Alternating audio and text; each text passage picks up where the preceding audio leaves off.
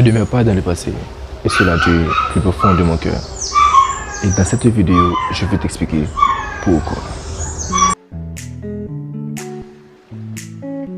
Je veux te révéler un de mes plus grands secrets. Un secret dont je devrais avoir honte. Parce que, à chaque fois que j'ai de vivre dans le passé, ça m'évoque. Le passé nous fait subir quand on regarde un album photo de son enfance.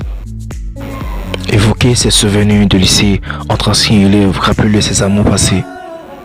Autant de façons de prendre conscience de ce que l'on a été et de ce que l'on est devenu.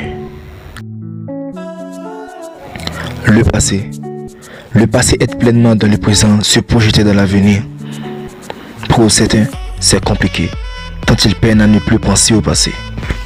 Que ce soit pour se souvenir de moments heureux, ou pour ressasser des épisodes douloureux, ou des blessures non cicatrisées. Le problème, c'est une capacité à vivre aujourd'hui, libérer du passé et les empêcher de développer les potentiels et d'avancer dans la vie. Pour cela, je vais te donner 4 conseils pour ne plus vivre dans le passé. Vivre corporellement dans le présent. Le quatrième n'est pas une pensée, mais une pratique. Vivre l'instant présent, c'est s'y sentir physiquement inscrit. La pratique du sport, la marche, les exercices de relaxation, la maîtrise de sa respiration, l'éveil des saints.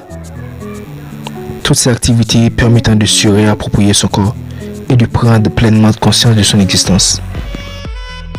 Dans l'ici maintenant, c'est de créer du temps. La création artistique permet de s'inscrire dans le temps. L'objet que l'on peint ou sculpture porte la marque d'un progrès auquel l'on peut se référer pour prendre conscience de sa propre évolution. Laisser ses peurs. Il est impossible de pouvoir et de se promener contre tous les risques que l'on court lorsque l'on fait des projets. Mais laisser ses peurs, même les plus futiles, permettent d'avoir une vision plus claire et moins angoissante de l'avenir. On ne l'envisageait plus alors sous le coup de l'émotion, mais de la relation.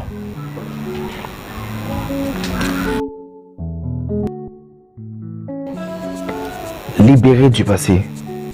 La nostalgie dépend d'une tendance naturelle à idéaliser le passé. Et l'endroit, l'ambiance, les sensations associées aux souvenirs sont magnifiées.